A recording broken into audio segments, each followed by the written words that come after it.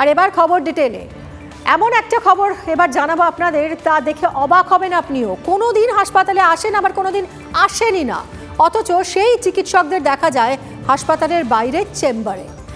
এমনই অভিযুক্ত 22 জন চিকিৎসকের বেতন আটকালো উত্তরবঙ্গ মেডিকেল কলেজ। কোনো চিকিৎসককে ছাড়া হবে না জানিয়েছেন প্রিন্সিপাল। পাশাপাশি তার ইঙ্গিত, দায়িত্বে গাফিলতি থাকলে ব্যবস্থা নেওয়া হবে। চিকিৎসকদের আরও দায়বদ্ধ হওয়ার কথাও বলছেন হাসপাতালের ডিন। সরাসরি কথা বলবো, আমাদের প্রতিনিধি প্রসেনজিৎ রয়েছেন। প্রসেনজিৎ, এই যে ডাক্তাররা 22 জন যাদের চিহ্নিত করা হয়েছে, যাদের কখনো কখনো যারা হাসপাতালে আসেন, কখনো আসেন না, কতদিন ধরে তারা এরকম করছেন এবং অবশেষে আজ এরকম একটা কঠোর পদক্ষেপের কথা জানালো হাসপাতাল কর্তৃপক্ষ? দেখো, প্রথমত বলি, এর আগেও একই ধরনের পদক্ষেপ করে চেষ্টা করা হয়েছিল এই ডাক্তারদের বাগে আনার, কিন্তু বাগে আনা যায়নি।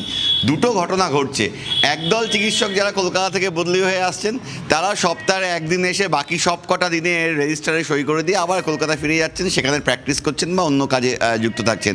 আরেকদল চিকিৎসক যারা উত্তরবঙ্গেই থাকছেন, কিন্তু মেডিকেল কলেজে যাদের যে কাজের সময়, সেই কাজের সময় না থেকে তারা অন্যত্র গিয়ে কোথাও চেম্বারে বসছেন, কোথাও নার্সিংহোমে গিয়ে বসছেন।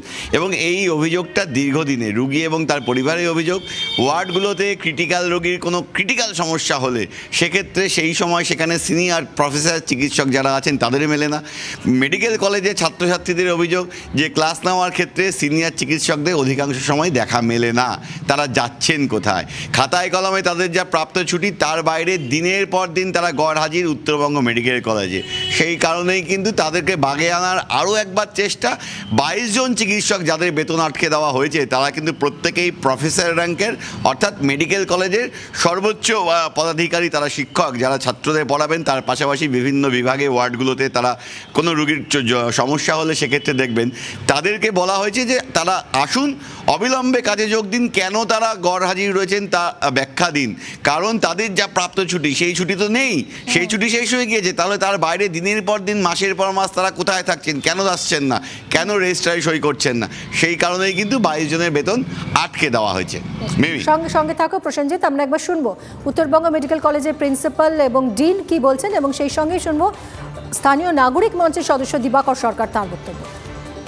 এই বার্তাটা দেওয়া হচ্ছে যে ঠিকমতো নিয়মিত হাজিরা না দিলে যা যা প্রশাসনিক পদক্ষেপ নেবার, আমরা ইনডিসক্রিমিনেটলি সেই পদক্ষেপ নেব। কাউকে ডিসক্রিমিনেট কাউকে করা হবে না, যে একে ভালোবাসি বলে এটা ছেড়ে দিলাম, তোমাকে পছন্দ নয় বলে ওকে আরও বেশি করে ধরলাম, সেরকম না। প্রসেসটা চলছে, প্রসেসটা বাড়বে কমবে।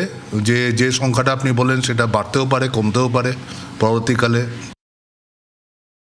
কিছু মানুষ সব প্রফেশনেই আছেন যারা তাদের দায়বদ্ধতা পালন করেন না, বা কোনো কারণে আনপ্রেসিডেন্টেড ইনসিডেন্টস কারোর ঘটতে পারে, তার জন্য সরকারি নিয়মে ছুটির প্রভিশন আছে।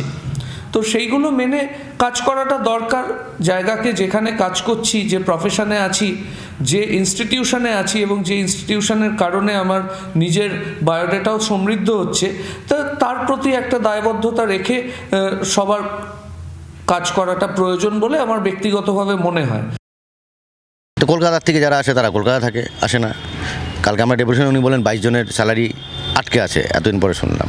কিন্তু এরকম অনেকে আছে প্রাইভেট প্র্যাকটিস করছেন। প্রাইভেট, হ্যাঁ অবশ্যই বাইরে প্র্যাকটিস করছেন। আপনি এখনও যদি যান মেডিকেলের আশেপাশে যারা যতগুলো চেম্বার আছে, সবখানে মেডিকেল কলেজে চাকরিরত যারা আছে এখন অন ডিউটি, তারা পাবেন ওদেরকে। কিন্তু এখন তো মেডিকেলে থাকার কথা। যে রাজতন্ত্রের মতো চলছে, যার ইচ্ছে যা তাই করছে।